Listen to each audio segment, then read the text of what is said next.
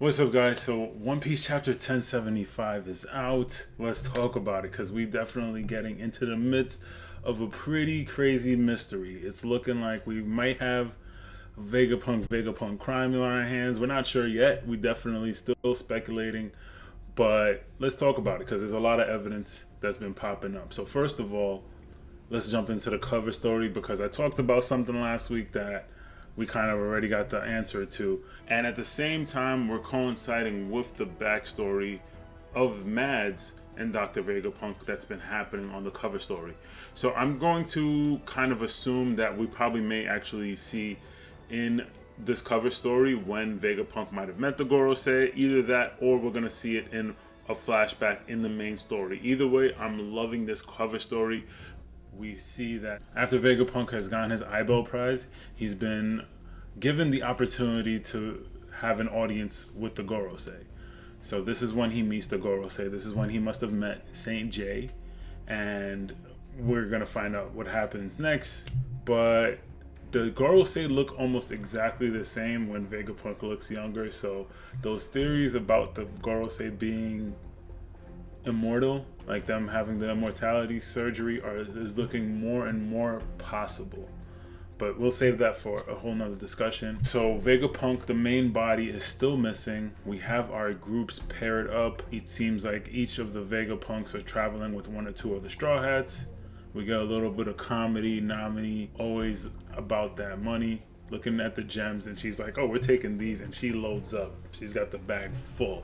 So we're getting the Straw Hats in different locations, each of them being with one of the Vegapunks, and it's just expanding Egghead a lot more for us, giving us the breakdown of the different sections, which definitely lets us know that we're not leaving anytime soon. I talked about that last week.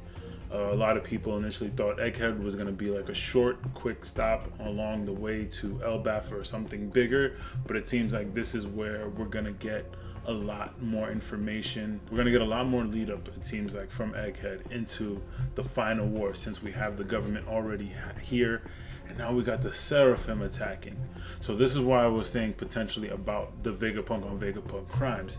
CP0 is all tied up, which we're going to get to CP0 in a second. The Vegapunk should be the only one to be able to control the Seraphim. Now, if you guys remember about 10 chapters ago when they broke down the hierarchy of who can control the Seraphim, the Gorosei were the only ones that were above Vegapunk. So I did mention maybe it's a possibility that Saint J is already here and he's given the command somehow and we just haven't seen him. Or it's got to be one of the Vegapunks, like Shaka said, that has already given the Seraphim a command and he's not able to override it. Could it be the main Stella body? So as far as who's missing, obviously the main Stella body is missing, but another one of the Vegapunks were also missing this chapter. So you guys feel free to correct me if I'm wrong, but I did not see Edison in this chapter. I know there was a part where we see Shaka is calling out and looking for Edison, but he's the only one I don't think we saw paired up with any of the Straw Hats. Pythagoras also wasn't paired up, but Pythagoras was attacked. So we know Pythagoras is attacked. We saw York, we saw Atlas, we've seen Lilith, we've seen Shaka. Pythagoras was attacked, and Edison is missing. So last time I believe we saw Edison, which I think we were like Edison should be okay as well, was that moment, I think it was 2 chapters ago, when there was an attack and Edison somehow like survived, because when one of the Seraphim were attacking and they were able to get the Seraphim to stop at that moment. But it seems like they're back on the attack. So it's either Edison, who's backstabbing the rest of the Vegapunks, the main Stella body that's missing, or Saint J, who we know was already on the way. Definitely let me know what you guys think in the comments. Towards the end of the chapter, we get that twist which nobody was expecting, for Kaku and Lucci to want to team up with Luffy and Zoro. That's hilarious, especially their reaction. They're like, yo, what?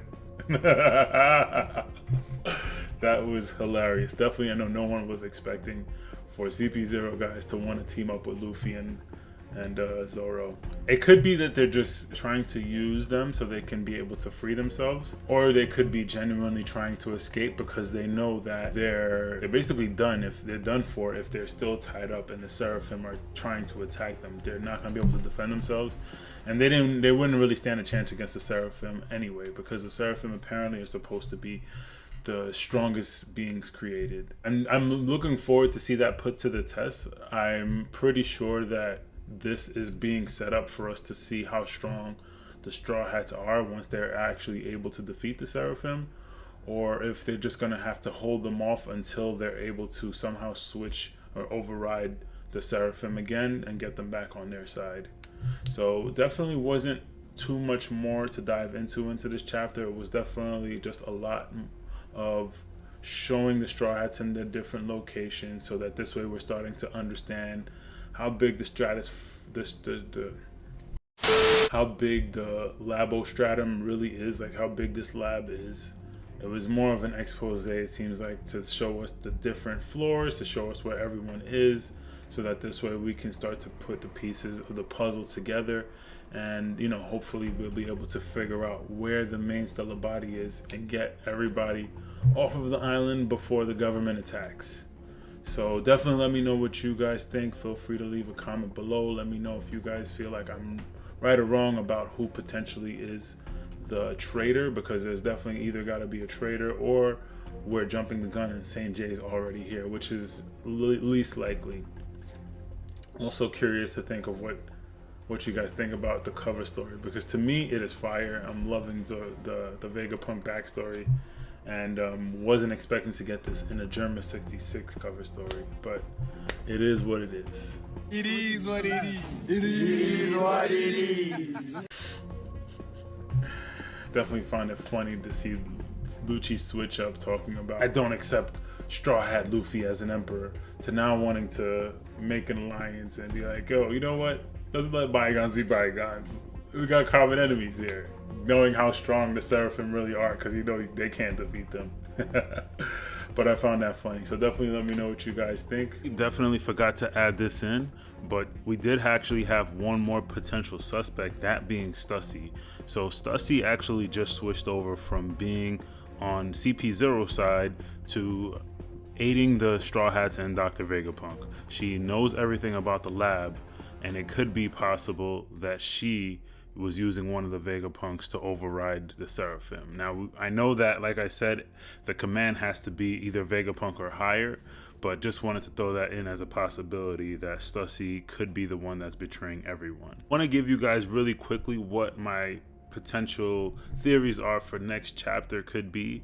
So we may potentially actually really see a team up, being that Luffy and Zoro were so disgusted. It looks like they may actually team up, because Zoro did say he doesn't want to see CP0 go down in handcuffs. So we may see Lucci and Kaku uncuffed, helping Luffy and Zoro fight against S-Bear and S-Hawk. It's going to definitely be some interesting matchups there. I think we may also get a little bit more of Kuma's backstory. We're going to check on Bonnie since we didn't see them this chapter. We may also see what's going on with Kuma's actual body over in Mary Joie. And, definitely some other things that I'm hoping for. I don't think we'll get these things, but I would love to know what's going on with Lon Blackbeard and Garp, and as well as Kid on Elbaf.